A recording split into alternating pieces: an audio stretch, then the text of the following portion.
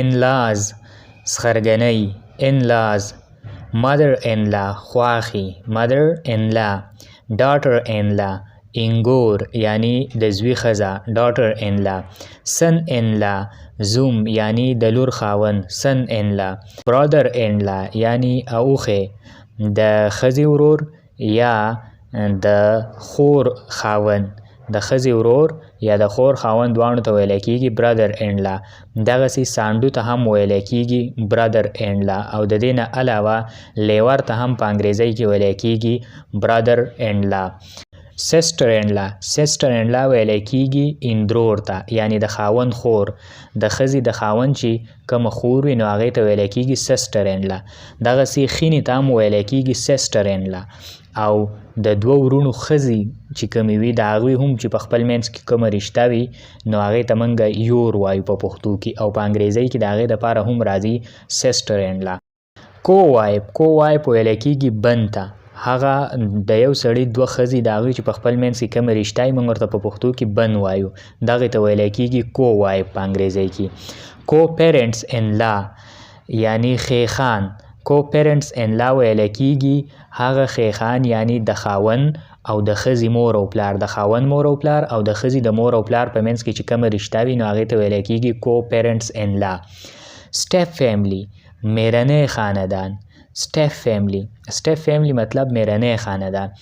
step mother میرنی مور هغه مور چې هغه د انسان خپله نه وي بلکې د پلار ښځی وي خو خپله مور یې نه وي په خپله د هغې نه وي پیدا شوی نو دغې ته ویلی کېږي step mother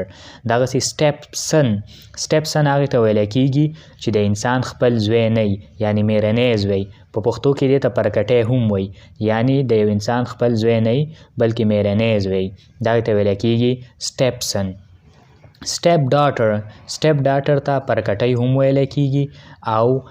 میرنی لور ورته هم ویلی کېږي یعنی د انسان نه په خپله نه وي پیدا خو یا د ښځې د خاوند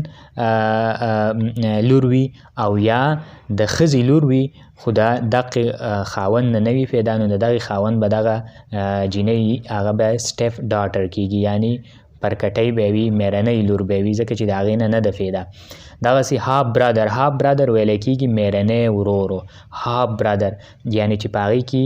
یا پلار یو وي یا مور یو وي یعنی یا یې د پلار نه وي د مور نه وي یا یې د مور نه وي د پلار نه وي نو دې ته ویلی کېږي half brother او دغسې half sister ویلی کېږي هغه میرنی خور ته چې په هغې کې یا پلار یو وي یا پکې مور یو وي نو دغې ته ویلی کېږي half sister یعنی میرنی خور دغسې step brother ویلی کېږي هغه ورور ته چې د هغې سره نه خو ستا پلار یو وي نه دې ورسره مور یو وي د مثال په طور یوې ښځې واده وکړو د هغې ماشوم پیدا شو هلک پیدا شو او بیا دغه ښځه د هغه سړي نه طلاق واخیسته یا کونډه شوه او هغې مطلب ستا د پلار سره نکاح وکړو او دغه هلک چې اوس دا کم ماشوم چې د دغې ښځې سره دی نو په دې کې نه ستا پلار شامل دی او نه دې ورسره